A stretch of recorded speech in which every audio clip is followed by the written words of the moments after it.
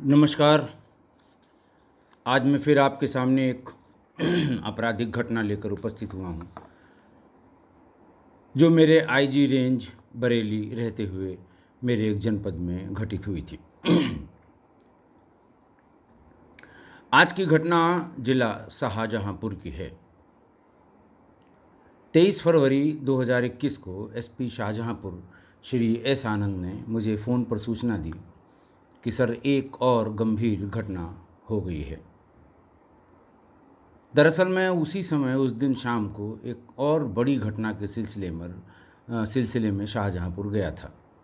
मौका देखा था, सभी अधिकारियों को इकट्ठा किया था और विवेचना को आगे बढ़ाने संबंधी उनको निर्देश दिए थे।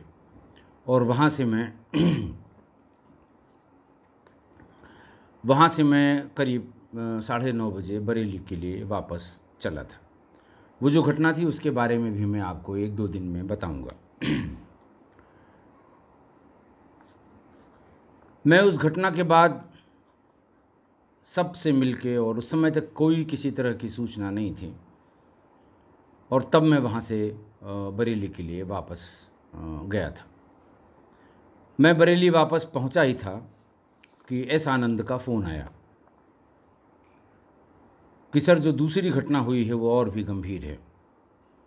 मुझे अभी अभी सूचना मिली है, मैं मौके पर जा रहा हूँ। उसने ब्रीफ में ये बताया कि कांठ थाना क्षेत्र के एक गांव में 2 चचेरी तहेरी बहनों, जिनमें एक की उम्र 5 वर्ष और एक की उम्र 7 वर्ष है, गांव के बाहर खेत में पाई गई हैं। एक की मृत्यु हो चुकी है और दूसरी मरणासन्न है। मौके पर हजारों ग्रामीणों की भीड़ है। सभी अधिकारी मौके पर हैं। आपको सूचित करने के लिए फ़ोन किया था। जैसा बताया एसपी शाहजहाँपुर ने, घटना वाकई बहुत गंभीर थी। मैं उस समय बरेली वापस पहुंचा ही था और मैंने वर्दी भी नहीं उतारी थी। तुरंत वहां से शाहजहाँपुर के लिए वापस चल दिया। अपने एडीजी जोन बरेली श्री अविनाश चंद्रा साहब को, डीजीपी साहब को और ADG law and order Shri Prashant Kumar साहब को भी फ़ोन से घटना के बारे में अवगत करा दिया था। मौके पर पहुंचा, जो शाहजहाँपुर जिला मुख्यालय से 25-30 किलोमीटर दूर है। पूरा गांव इकट्ठा था। सभी लाठी डंडा और टॉर्च लिए हुए थे। वहां एसपी, एसपी सिटी, सीओ और तमाम जिले के तमाम थानों की फोर्स भी थी। दोनों स्थान पर गया मैं, दोनों मौके पर। एक जहां 5 वर्ष वाली बच्ची मृत पाई गई थी, और दूसरा जहां वो दूसरी बच्ची वहाँ पर पाई गई थी, मरणासन्न थी। और उसको ये समझ रहे थे, जब उसको लोगों ने देखा कि इसकी भी मृत्यु हो चुकी है। दोनों जगह गया, दोनों जगह संघर्ष के निशान थे। घास दबी हुई थी, छोटे पौधे टूटे हुए थे। फिर उसके बाद गांव वालों से बात करना बहुत आवश्यक था। गांव वाले बहुत उत्तेजित थे। पहले उनकी एक एक करके सब बात सुन ली। और मैं आपको बहुत बार बता चुका हूँ कि जब किसी छोटे बच्चे के साथ आपराधिक घटना या दुर्घटना होती है, तो बाकी लोग उससे अपने आप को जोड़ लेते हैं। उनका ध्यान अपने बच्चों की तरफ जाने लगता है। इसलिए ये भीड़ बहुत बड़ी संख्या में वहाँ इकट्ठा हो गई। बातचीत के दरमियान ये पता लगा कि गांव भानपुर, जो थाना कांठ क्षेत्र में पड़ता है, वो घनी आबादी वाला गांव है। उसमें 90% आबादी बंजारा मुस्लिम जाति के लोगों की है, और जिनकी बच्चियां थीं वो बीच गांव में रहते थे। एक बात ये रूल आउट हुई कि कोई कम्युनल एंगल नहीं हो सकता, क्योंकि एक ही संप्रदाय के लोग वहाँ पर हैं। क्योंकि मौके पर जाते ही सबसे पहला काम यही हो सकता, ये पुलिस अफसर को करना चाहिए, या करता हूँ, या और लोग भी करते हैं, कि मौके पर पहुंचकर इसका असेसमेंट किया जाता है कि इस घटना के रिएक्शन में क्या हो सकता है। क्या कोई कम्युनल बात तो कहीं से नहीं होगी, क्योंकि अगर वहाँ दूसरे संप्रदाय के लोग भी बस रहे होते या रह रहे होते तो अफवाह फैलाने में देर न लगती। जब तक अफवाहों को उसको देखें कि उसमें कितनी सत्यता है या उसका खंडन करें, तब तक कानून व्यवस्था की स्थिति बहुत विकट हो जाती है। बहुत बार ऐसा हुआ है कि ज़रा सी बात हवा उड़ी, लॉ एंड ऑर्डर ख़राब हुआ, फिर आप उसके बाद अफवाह के बारे में सफाई देते रहिए। घटना के बारे में ये भी बताया गया कि एफआईआर पंजीकृत कर ली गई है और तहरीर 23 फरवरी में ही वादी मेहंदी हसन सन ऑफ बांके निवासी ग्राम भानपुर थाना काठ ने लिखाई है। उन्होंने लिखाया है कि उनकी प्रपौत्री यानी granddaughter Kumari Afreen, daughter of Nawab Sher, उम्र करीबन 5 वर्ष, और दूसरी पौत्री कुमारी हुमा, डॉटर ऑफ वली हसन, उम्र 7 वर्ष, ये 22 तारीख को शाम 3:30 बजे अपने घर से लगभग 70 मीटर दूरी पर सरकारी प्राइमरी स्कूल के सामने लगे हैंडपंप पर नहाने गई थीं। ये कह के गई थी कि वो नहाने जा रही हैं, क्योंकि नहाने के बाद शाम को वो किसी टीचर के यहाँ कुछ धार्मिक टीचर के यहाँ कुछ सीखने या पढ़ने जाया करती थी। तो उन लोगों के वो दिन भर खेली कूदी बच्चे हैं, तो नहा धो के साफ़ सुथरे कपड़े पहन के रोज़ उनके यहाँ जाया करती थी। जब दोनों बच्चियाँ शाम तक घर नहीं आईं तो गांव वालों को चिंता हुई। गांव के पड़ोसियों को उन्होंने बताया और गांव में ये खबर जंगल में आग की तरह फैल गई। बच्चियों के परिवार और गांव के लोग रात में 9 बजे से उनको तलाश करने लगे। पहले गांव में, फिर गांव के आसपास के खेतों में, और फिर जंगल की तरफ वो जा रहे थे सभी लोग। तभी संजीव कपूर नाम के एक व्यक्ति के सरसों के खेत में 5 वर्षीय नाबालिग बच्ची आफरीन का शव एकदम नग्न अवस्था में मिला। थोड़ी दूर पर उसके कपड़े पड़े हुए थे और सर से बहुत खून बह रहा था। यह खबर भी गांव में पहुंचते ही जो लोग गांव में रह गए थे वो सब बाहर आ गए और सभी जंगल की तरफ आ गए। सबको ये आशंका थी, सबने अनुमान लगा लिया कि अगर ये इसकी हत्या हुई है तो दूसरी वाली की भी हत्या हो चुकी होगी, बॉडी कहीं खेतों में पड़ी होगी। इसी आशंका के चलते सारे एक साथ टूट पड़े। वहाँ आसपास बहुत ढेर सारे गन्ने के खेत थे। तलाश करते करते घटनास्थल से करीब 100 मीटर की दूरी पर एक गन्ने के खेत में दूसरी बच्ची हुमा, जिसकी उम्र 7 वर्ष थी, पड़ी हुई मिली। तब तक रात के 11:30 बज गए थे। फरवरी की सर्द रात थी और गांव में ठंड आसपास जंगलों की वजह से और ज़्यादा होती है। टॉर्च की रोशनी में प्रथम दृष्टया जिन लोगों ने सबसे पहले उस बॉडी को उसको देखा, उन्होंने ये कहा कि इसकी मृत्यु हो गई। फ़ोन से उन्होंने बाहर जो लोग थे उनको भी बता दिया और गांव में भी बता दिया कि इसकी भी लाश मिल गई, क्योंकि ऊपर से बदन बिल्कुल ठंडा था, बर्फ़ जैसा। और नाड़ी पर हाथ रखने वालों ने जब नाड़ी पर हाथ रखा तो उसको नाड़ी में भी उन्हें कोई हरकत नहीं मिली। पर उनको जैसे ही ऊपर उठाया गया बाहर ले जाने के लिए, तो जो नीचे का हिस्सा है पीठ का, जिसके बल वो पड़ी हुई थी, वो हल्का गर्म सा लगा उनको। बाहर वो भाग के निकले और लोगों को बताया कि पीछे इसका बदन हल्का हल्का गर्म है। कोई जानने वाला था वहाँ पर जिसने टॉर्च से आँखों में प्यूपिल के मूवमेंट को देखने के लिए आँखें खोल के टॉर्च की रोशनी की। प्यूपिल ने रिस्पॉन्ड किया। वो फ़ौरन बोला कि ये मरी नहीं है, लेकिन प्यूपिल का मूवमेंट बहुत कम है, जो कुछ भी है बहुत थोड़ी जान बची है, और अगर जल्दी इसको मेडिकल एड मिल जाए तो हो सकता है इसकी जान बच जाए। लोगों ने उसे अपने कम्बल में बहुत अच्छी तरह से लपेटकर तुरंत पुलिस की गाड़ी से डिस्ट्रिक्ट हॉस्पिटल की तरफ ले गए। रास्ते में ही सीएमओ और डीएम से बात की गई कि पेडिट्रिशियन और सर्जन की पूरी टीम तैयार रखी जाए, बहुत ही सेंसिटिव प्रकरण है। वहाँ हुमा को लेकर पहुँचने पर सीएमओ, सीएमएस और सारे डॉक्टर्स की टीम इमरजेंसी में मौजूद थी। पल्स रेट बहुत कम था और बीपी बहुत ही लो था। डीएम वहाँ के शाहजहाँपुर के इंद्र विक्रम सिंह, जो आज भी हैं, अभी भी हैं, वहाँ पहुँच गए थे। डॉक्टर्स को उन्होंने लाइन अप किया। डीएम शाहजहाँपुर बहुत ही सेंसिटिव और इफ़ेक्टिव अधिकारी हैं।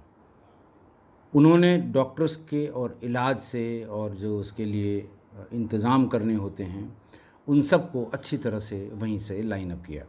बल्कि उन्होंने एसपी और एसपी सिटी को ये भी कहा कि आप लोग मौके पे जाइए, मुलजिम की तलाश करिए, यहाँ कोई दिक्कत नहीं होगी, मैं खुद देख लूँगा। मेरे पहुँचने से पहले ही dog squad, forensic, surveillance, crime branch सारी टीमें आके वहाँ वापस चली गई थीं। हजारों आदमियों के फुटफॉल के कारण फॉरेंसिक टीम को कुछ मिला नहीं था, सिवाय एक हंसियानुमा फलक जो फरसे की तरह था और जिसमें नीचे डंडा लगाने का सॉकेट बना हुआ था। वो अकेला मिला और उसके बारे में गांव के लोग कुछ नहीं बता पाए कि ये किसका है, किस काम में आता है, क्योंकि लोगों का ये कहना है साहब हमने ये देखा नहीं है, और लोग ये मान के चल रहे थे कि एक्सीडेंटली ये यहाँ पर पड़ा होगा, एक्सीडेंटली यहाँ आया होगा। सर्विलांस और जो नंबर्स लिए गए थे उनसे कुछ नहीं मिला। डॉग स्क्वाड भी इतने लोग वहाँ आ जा चुके थे कि कुछ नहीं कर सका। आफरीन का शव पंचायतनामा करके पीएम के लिए भेज दिया गया। पीएम के लिए जो सजेशंस मांगे गए उसमें एक सजेशन मांगा गया कि बलात्कार हुआ है कि नहीं हुआ है, इसके बारे में स्पष्ट अभिमत पैनल से मांगा गया। हुमा की कंडीशन क्रिटिकल थी, सिर पर गहरी चोट के कारण बहुत ब्लीडिंग हो चुकी थी और दोपहर तक, अगले दिन दोपहर तक उसके पैरामीटर्स सब फ्लक्चुएट कर रहे थे, नॉर्मल नहीं हुए थे। जब बहुत थोड़ा सुधार हो पाया तो डॉक्टर्स ने सजेस्ट किया, डीएम शाहजहांपुर ने भी सजेस्ट किया कि साहब बेहतर इलाज इसका SRMS श्री राम मूर्ति स्मारक मेडिकल कॉलेज बरेली में संभव है।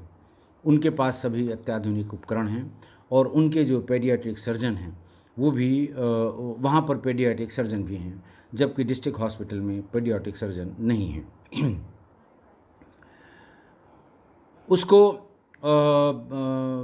एम्बुलेंस में बिठा के राम मूर्ति स्मारक मेडिकल कॉलेज भेजा गया। मैंने भी मेडिकल कॉलेज के डायरेक्टर श्री आदित्य मूर्ति से बात की और उनको सेंसिटिविटी के बारे में बताया और ये भी बताया कि इस बच्ची का जिंदा रहना बहुत आवश्यक है। जो भी आप कर सकते हैं आप कोई कोर कसर मत छोड़िए, लेकिन इसका रहना पुलिस के लिए, इन्वेस्टिगेशन के लिए और अनावरण के लिए, तीनों के लिए बहुत बहुत बहुत आवश्यक है। मामले की संवेदनशीलता को देखते हुए डीएम शाहजहांपुर ने रात में ही पोस्टमार्टम करने के आदेश भी पारित कर दिए। पंचायतनामा के बाद डॉक्टर से बलात्कार के बारे में अभिमत मांगा गया था, मैंने आपको बता दिया। रात में ही पैनल द्वारा महिला डॉक्टर, जिसमें महिला डॉक्टर भी होती हैं, पोस्टमार्टम की कार्रवाई की गई। पोस्टमार्टम की पूरी कार्रवाई की वीडियो रिकॉर्डिंग भी की गई। ये ऐसा सुप्रीम कोर्ट के ऑर्डर्स में और समय समय पर जब इस तरह के घटनाएं होती हैं तो एडमिनिस्ट्रेटिव ऑर्डर्स निकाले जाते हैं सरकार या गवर्नमेंट की तरफ से। पोस्टमार्टम रिपोर्ट भी भोर में 5 साढ़े 5 बजे के आसपास आ गई।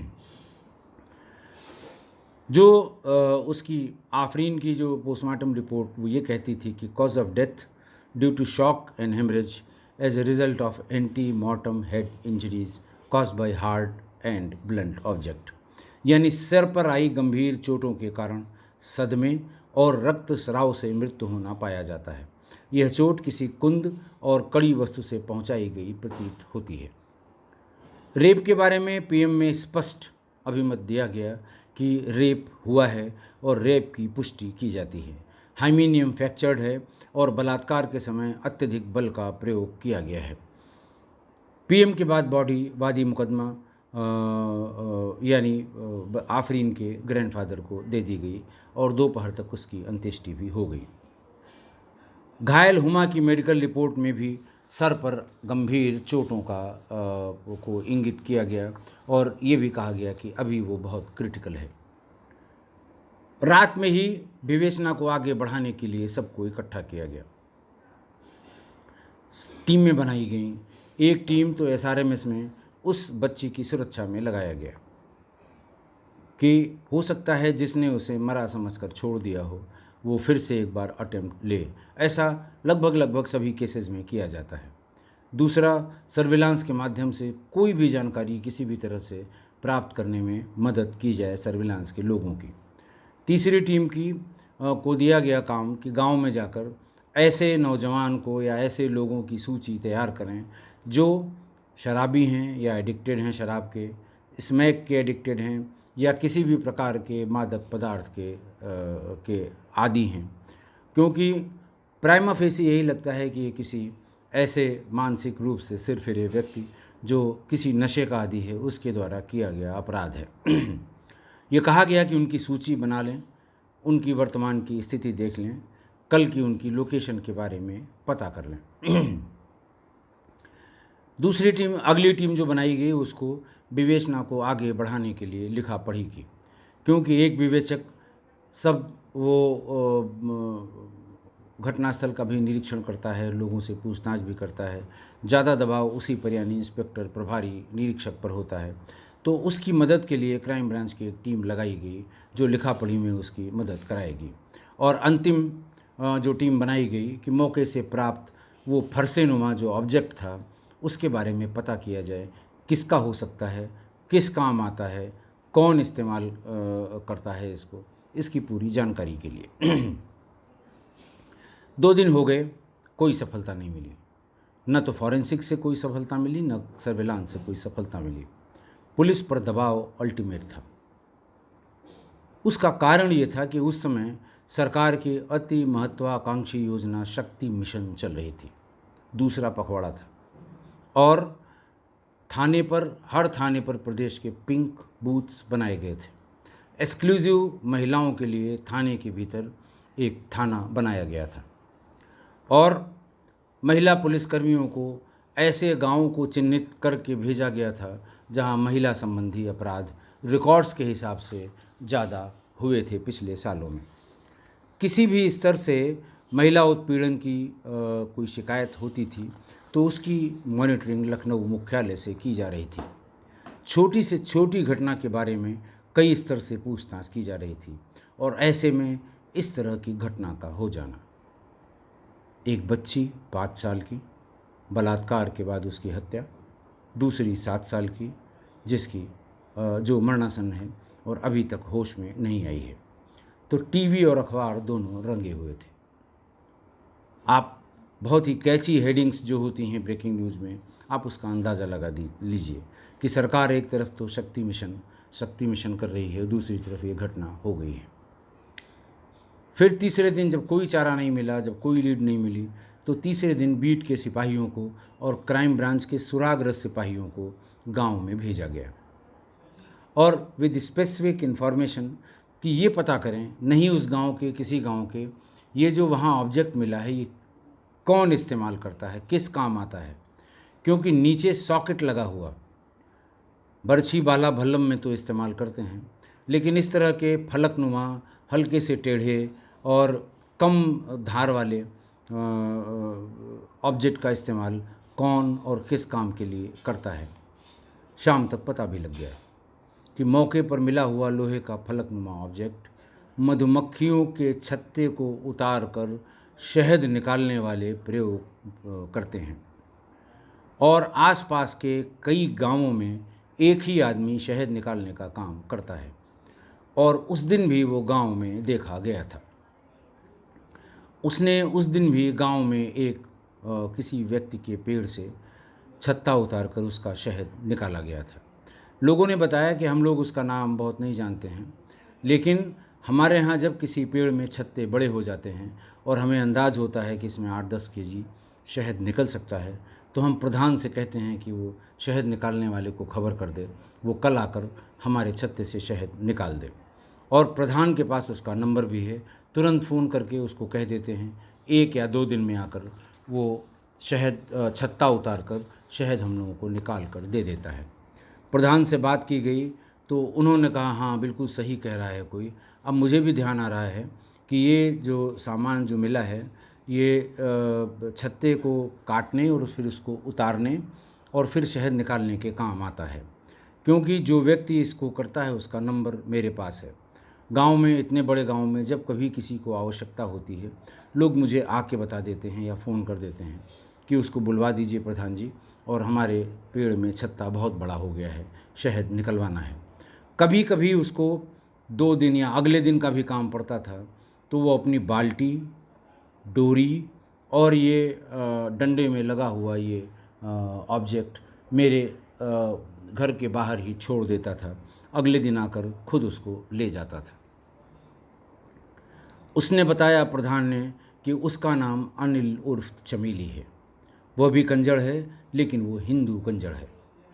उसके नंबर की लोकेशन तत्काल निकाली गई तो वो अनिल उसकी लोकेशन मिल गई। उसका पूरा नाम अनिल उर्फ Chameli, son of Sonelal, resident of Kanjad Basti, निकट जिला अस्पताल, थाना कोतवाली, शाहजहाँपुर। 26 फरवरी को उसको थाने पर लाया गया। पहले तो उसने कुछ बताया नहीं, फिर वो बेवड़ हरकतें करने लगा। शराब भी पिए हुए था। थोड़ी देर बाद जब उसको गर्म करना शुरू किया गया तो शराब तो सबसे पहले उतर जाती है जब पुलिस अपने पे आ जाती है। तो उसने बताया कि हाँ साहब, ये बिल्कुल सही है, ये मेरा ही औजार है, इससे मैं शहद के छत्ते काट के नीचे ले आता हूँ, फिर बाल्टी में इसी के सहारे उसका शहद निकाल लेता हूँ। आसपास के 5-6 गाँवों में जिस किसी को ज़रूरत होती है, प्रधान जी हमको फ़ोन कर देते हैं। हर गांव के जो प्रधान हैं वो फ़ोन कर देते हैं। वहाँ जाकर मैं शहद निकालता हूँ। आधा हिस्सा मैं ले लेता हूँ अपनी मेहनताने का, आधा उसका होता है जो जिसके यहाँ वो शहद का मधुमक्खी का छत्ता लगा होता है।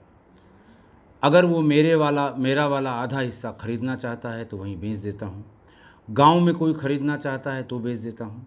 अगर कोई उसका सही दाम नहीं देता तो मैं उसको लेके शहर चला आता हूँ और शहर में वो अच्छे दाम में बिक जाता है।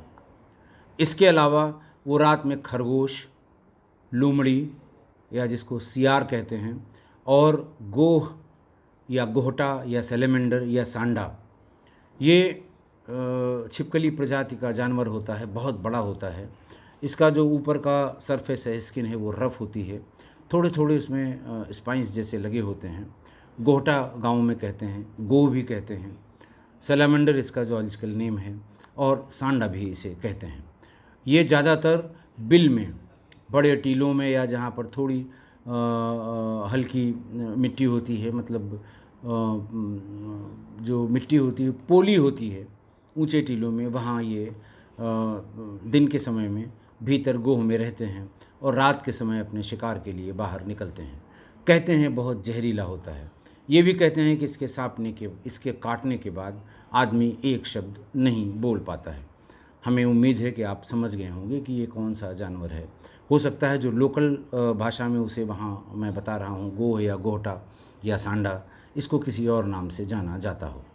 ये उसका भी शिकार करते हैं रात में। बाहर उसके एक छोटा सा जाल लगाते हैं, फिर उसके बाद किसी आवाज़ से उसको प्रॉम्प्ट करते हैं, या कोई कीड़ा मकोड़ा एक उसमें सीख में करके उसके बिल के बाहर रखते हैं। थोड़ी देर में जब वो बाहर आता है तो उसको फंसा लेते हैं। उससे कहा गया, आखिर सियार को क्यों मारते हो, जो ये लोमड़ी है या सियार है, इसको क्यों मारते हो? उसने कहा साहब, इसको मार के और टांग लेते हैं हम अपनी लाठी में पीछे और घर ले जाते हैं, और इसका मीट अच्छे टुकड़ों में साफ साफ बना के पॉलीथीन में ढाबों में बहुत अच्छे दाम में बिक जाता है। ढाबों में इसे देते हैं तो वो इसे मटन की तरह उसकी प्रिपरेशन बनाकर बेच लेते हैं, खिला देते हैं लोगों को। दूसरा खरगोश तो गांव के लोग ही ले लेते हैं, पैसा देते हैं, ले जाते हैं। उसका भी वो जो प्रिपरेशन मांसाहारी लोग बनाते हैं वो बना के खा लेते हैं। सांडे के बारे में, या गोह या गोहटा या सैलेमेंडर के बारे में बताया कि हम इसको खुद ही ले जाते हैं, बड़ी कढ़ाई में इसको गर्म करते हैं, इसमें से ऑयल, जो फैट होता है उसको बाहर निकाल लेते हैं, जिसको बाज़ार में सांडे का तेल कहते हैं, और उसके बाद जो बाकी हिस्सा है उसमें मसाला डाल के सब्ज़ी बनाते हैं, और पूरा परिवार ये गोह की सब्ज़ी खाता है। इसीलिए हम लोग, परिवार के लोग, लगभग सभी लोग बाहर जाते हैं और कोशिश करते हैं कि उस दिन की शाम की सब्ज़ी के लिए कम से कम एक गोह उनको मिल जाए। सांडे के तेल के बारे में उसने बताया कि यह वैद्य लोग, खासकर यूनानी वैद्य, ये इसका प्रयोग यौनवर्धक दवाइयों में करते हैं और ये काफ़ी महंगा बेचा जाता है। जो उसने ये भी बताया कि सड़क के किनारे तंबू लगा के जो लोग दवाइयाँ बेचते हैं वो हमसे महंगे दामों में इसका तेल ले जाते हैं। फिर गांव वालों ने बताया कि साहब इसकी बड़ी एक अच्छी आदत है कि जब भी ये गांव में आता है तो ये 4-6 पैकेट बिस्कुट 10-20 टॉफ़ी लिए रहता है। इसको देखते ही गांव के बच्चे इसको घेर लेते हैं। ये सबको कुछ न कुछ टॉफ़ी या बिस्किट वो दे देता है, फिर ये अपने काम पर जाता है। ये बहुत ढेर सारे गांव वालों ने ऐसा बताया जब ये पता लग गया कि ये हथियार उसके द्वारा, ये औजार उसके द्वारा इस्तेमाल किया गया है। तो उससे पूछा गया कि तुम बच्चों से तुम्हारा इतना प्रेम है और तुम जब भी गांव में जाते हो तो लोग बताते हैं कि ये बिस्किट और टॉफ़ी ये सब देते हो, तो आखिर तुमने ऐसा क्यों किया? उसने कहा साहब मेरा कोई प्रेम नहीं है। बोला शुरुआती दौर में जब मैं शहद निकालने जाता था तो शहद जब बाल्टी में इकट्ठा हो जाता था तो और जिसका हिस्सा है उसको दे के अपना हिस्सा लेके जब हम निकलने लगते थे तो बच्चे वहाँ पर घेर लेते थे, शहद की जिद करते थे। और एक दो बार तो ऐसा हुआ कि पूरी शहद जो हमारे हिस्से की थी वो बच्चों को दे दी गई, बच्चों को देना पड़ा मजबूरी में, जो उसको चाट चाट के खा जाते थे। तो इस परिस्थिति से और फिर उसके बाद जब मैंने मना कर दिया कि अब हम बच्चों को नहीं देंगे, तो जब भी हम घुसते थे हमें छोटे छोटे बच्चे पीछे से कंकड़ पत्थर मारते थे कि पहले ये शहद खिलाता था अब ये नहीं खिलाता है। वो इरिटेट होता था, वो दौड़ाता था और उसका कहना था कि मैंने कई बार प्रधान जी से ये बात कही थी कि अब हम गांव में शहद निकालने नहीं आएंगे, मुझे बच्चे बहुत तंग करते हैं। जैसे ही गांव में घुसे वैसे ही ये कंकड़ पत्थर मारने लगते हैं। प्रधान कुछ नहीं बोला। फिर मेरे दिमाग में ये आया कि इनको अगर इनके काम की चीज़ हम दे दें तो ये शहद से हमारा पीछा छोड़ देंगे। और गांव में घुसते ही उसने कहा मैं राशिद की दुकान से, ताहिर की दुकान से छोटे छोटे जो पैकेट आते हैं 2-2, 3-3 रुपए के, वो बिस्किट के पैकेट और 10 रुपए के 25, 30 या 40 टॉफ़ी ले लेता हूँ।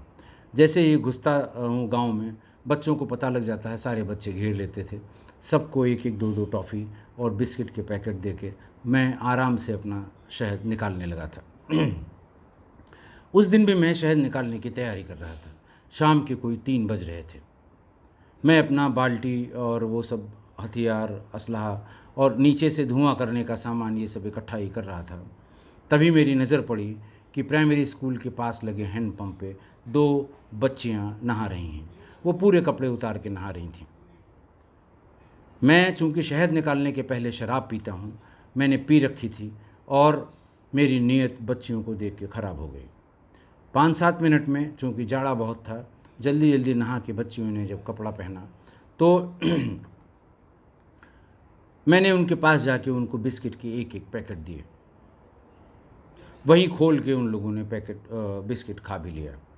मैंने उनसे कहा कि आज तुमको शहद भी दूंगा, शहद पियोगी? दोनों बच्चियां तुरंत राजी हो गईं। दोनों को लेके वो सरसों के खेत में गया, इधर उधर घुमाया, पेड़ों के नीचे खड़े होकर देखता था छत्ता है कि नहीं है। बच्चियां उस लालच में कि अब ये शहद निकालेगा और हम भी शहद खाने के लिए हमें भी मिल जाएगा, वहाँ उन्हें सरसों के खेत में ले गया। पहले उन्हें 2-2 टॉफ़ी दी, फिर दोनों के कपड़े उतार दिए। ठंडक के समय में बच्चियां कपड़े उतारने के बाद थोड़ा सा अनकंफर्टेबल भी महसूस कर रही थीं, उनको पुचकारता रहा।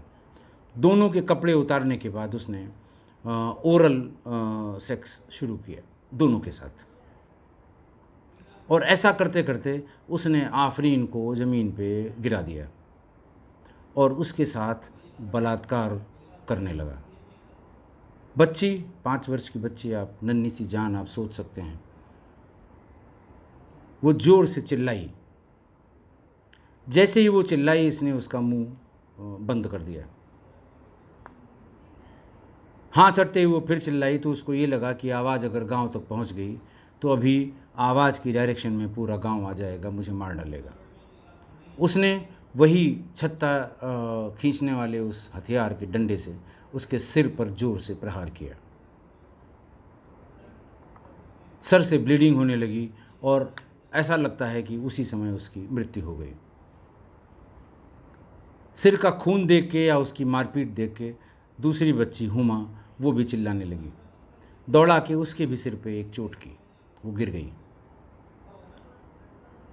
उसको कंधे पे लादा, डंडा अपने साथ लिया और वहाँ से भागते हुए खेतों के बीच होते हुए गन्ने के खेत में पहुँच गया। गन्ने के खेत में भी उसने उसके साथ ओरल किया, लेकिन उसका कहना था कि तभी उसको ये एहसास हुआ कि ये मर चुकी है, और फिर वहाँ से भाग के अपने घर आ गया। पुलिस ने जिस डंडे में वो फलक लगा हुआ था घर की तलाशी के समय बरामद कर लिया था और उसे सील करके विधि विज्ञान प्रयोगशाला में भेज दिया था कि ये डंडा इसी फलक का है या दूसरा डंडा है।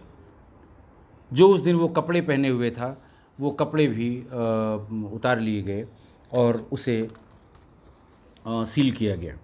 उस कपड़े में बहुत ज़्यादा खून के निशान थे, क्योंकि सिर से बहते हुए खून को लेकर कंधे में लाद के उस बच्ची को वो गन्ने के खेत तक गया था। 26 फरवरी को उसकी गिरफ्तारी कर ली गई। पूरी मीडिया के सामने उसको बापर्दा करके प्रस्तुत किया गया। मीडिया के एक एक सवाल का उसने, जो डाउट्स थे मीडिया के, उसका जवाब दिया। और वही मीडिया जो अब तक पुलिस के पीछे पड़ी थी, पुलिस के खून की प्यासी थी, उसने इस अनावरण पे पुलिस की भूरी भूरी प्रशंसा की। इस बीच में हुमा को होश नहीं आया,